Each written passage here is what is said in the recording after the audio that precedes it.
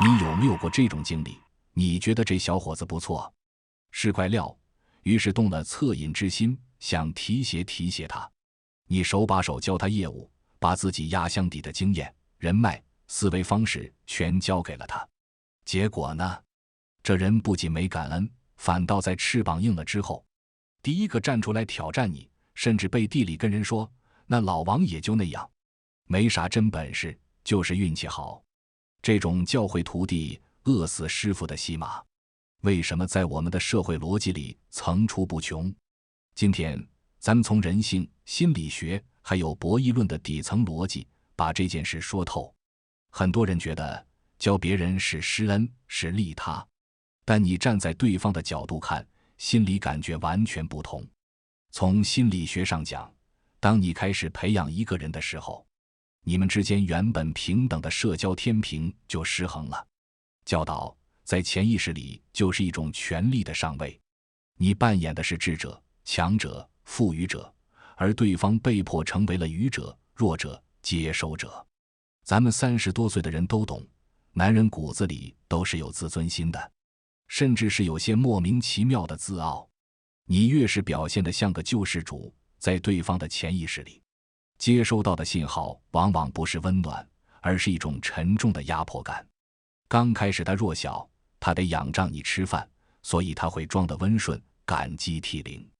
但你要记住，人性里有一条极其隐秘的线，人们往往能容忍陌生人的成功，却很难原谅身边人的提携，因为你的存在时刻在提醒着他的无能和卑微。咱们常说一句话，叫距离产生美。在职场和人际关系里，这个美其实是敬畏心。作为带头人，你的权威很大程度上来自于你的神秘感。别人看不透你为什么能搞定那个大客户，看不透你为什么在危机时刻总能稳坐钓鱼台。这种看不透就是你的护城河。可当你为了培养他，把自己掰开了、揉碎了去讲解，甚至为了让他少走弯路，把自己当年那些狼狈的失败、尴尬的教训全讲给他听时，你其实是在亲手拆掉自己的护城河。他学会了你的术，却没经历过你的苦。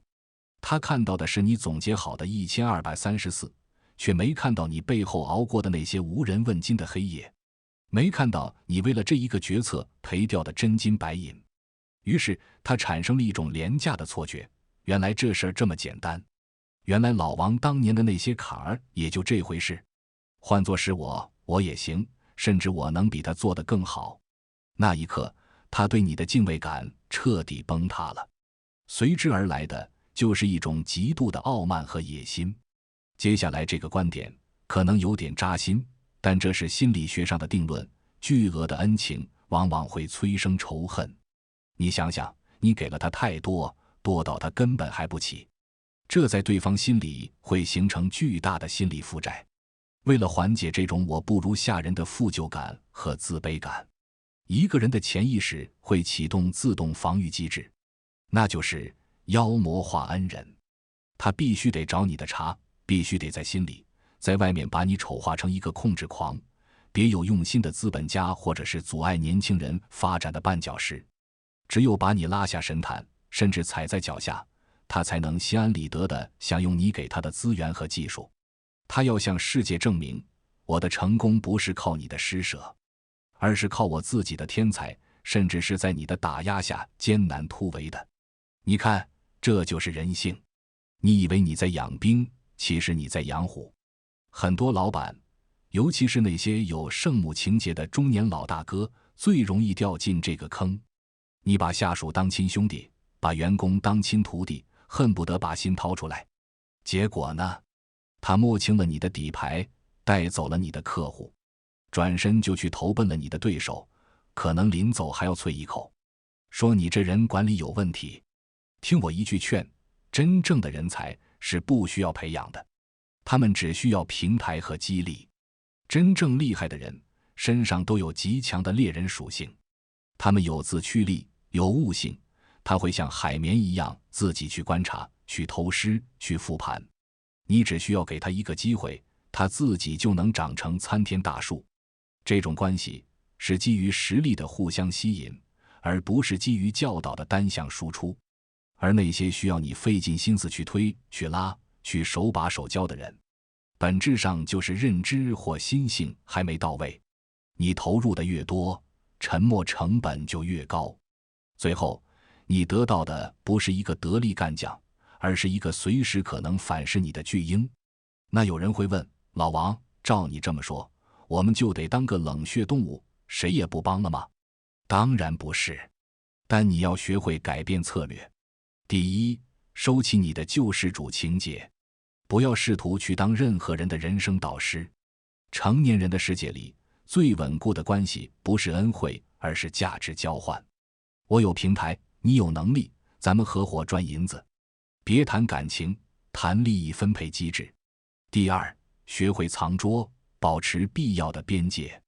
你的核心竞争力，那是你在无数个深夜里用血泪换来的，那是你的核武库。你可以教他怎么使用武器，但千万别告诉他核武器的配方是什么。让他去痛，让他去撞南墙，让他去社会上被毒打。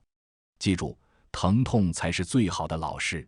只有当他在外面碰得头破血流，发现离开你的资源和系统支持，他连个屁都不是的时候，他才会从骨子里对你生出真正的敬畏。第三，做规则制定者，而非现场教学者。用机制去管理，用利益去驱动。当你站得足够高，你的威慑力不是来自于你懂得多少，而是来自于你掌握着分配权。各位，这个世界是很残酷的，要看清社交的真相。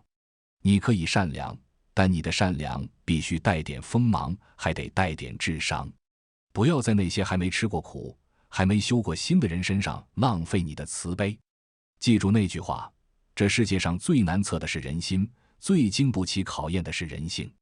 做好你自己，保持强大，自然会有人追随。好了，这期视频可能说的有点直，如果你觉得听进去了，或者勾起了你某些不愿回首的往事，欢迎在评论区聊聊。我是高维认知，咱们下期接着聊点透彻的。